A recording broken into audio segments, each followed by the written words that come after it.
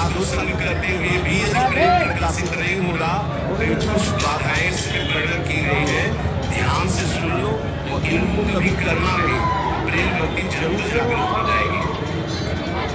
पहला, आहार दोष। ध्यान में बैठा लो या लिखते जाओ।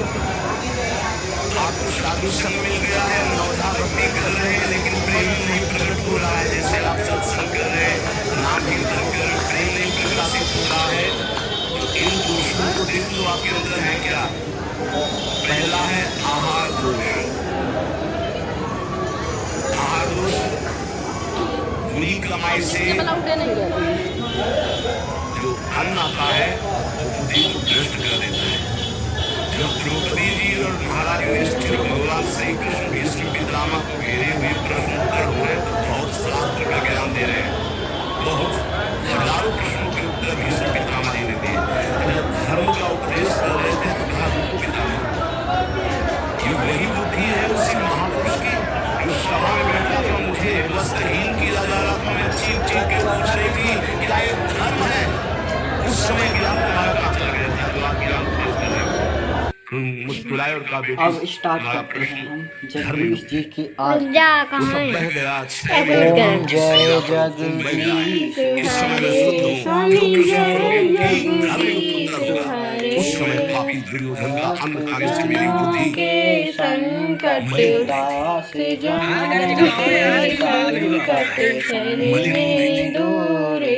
आहार दोष पहला। कई बार बताया, इस पर ध्यान दीजिए, सतोगुणी पवित्र अन्न भी यदि मात्रा से अधिक हो गया तो रजोगुण, उस मात्रा से अधिक हो गया तो तमोगुण पैदा कर देगा। दूसरा, शरीर को स्वस्थ रखे। शरीर को स्वस्थ रखने के लिए, ब्रह्मचर्य पुष्ट रखने के लिए परिश्रम युक्त सेवा अत्यंत आवश्यक है, जिसमें पसीना चुहे। ये दिनचर्या आज की नहीं है, आप देख रहे हो कि 1:30 बजे उठते हैं, तो आज की नहीं, ये जीवन की दिनचर्या है। सूर्योदय होते होते परिक्रमा वृंदावन की हो जाती थी, अपनी रात्रि में उठे, 45 मिनट व्यायाम, 48 मिनट प्राणायाम, छड़ी उठाई, पूरे वृंदावन की परिक्रमा एक सांस में।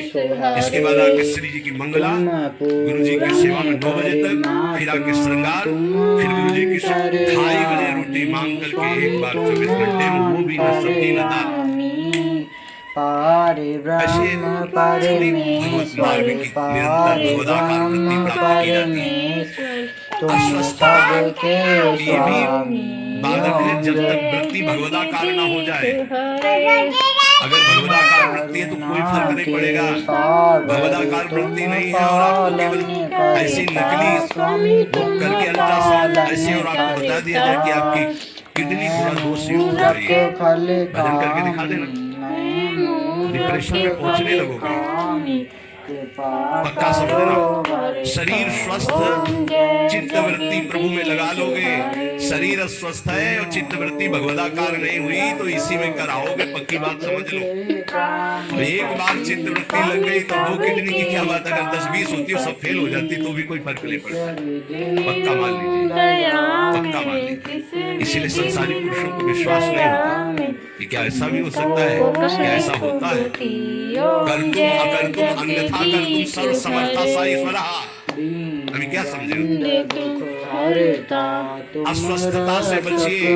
प्रत्येक साधक से कहा व्यायाम करो, चाहे साधक हो चाहे साधिका, संयम से चलो। व्यायाम प्राणायाम अत्यंत आवश्यक है। ठीक है, आपकी दिनचर्या ऐसी तो समय निकालो, ऐसी दिनचर्या में समय निकालो कि आप प्राणायाम कर सको। पवित्र आहार है, पक्का, इसमें कोई संशय नहीं, गुरु प्रदत्त आहार है। और अल्प आहार तो सतोगुणी बना रहेगा। दूसरा, व्यायाम प्राणायाम प्रत्येक साधक को करना चाहिए। यह महापुरुषों को देखें, अपने गुरुदेव को भी देखें, क्योंकि आजीवन हमें संयम पूर्वक भजन मार्ग में बढ़ना है। तो ये दोनों बातें। तीसरा, आलस्य का त्याग। आलस्य वृंदावन रहते हुए भजन करते हुए भगवत मार्ग में आपके प्रेम क्यों नहीं प्रकट हो रहा? ये सिद्ध महापुरुष के द्वारा बताए। पहला आहार दोष, जय दूसरा शरीर को स्वस्थ रखो, नहीं तो अस्वस्थता में भजन नहीं होता। किनका? साधक का। जय महादेव। तीसरा आलस्य, ये सबसे ज्यादा साधक को परेशान करता है। ये तीन बातें पहले क्यों लिखी गई? अभी और है। मन का टकरे सही से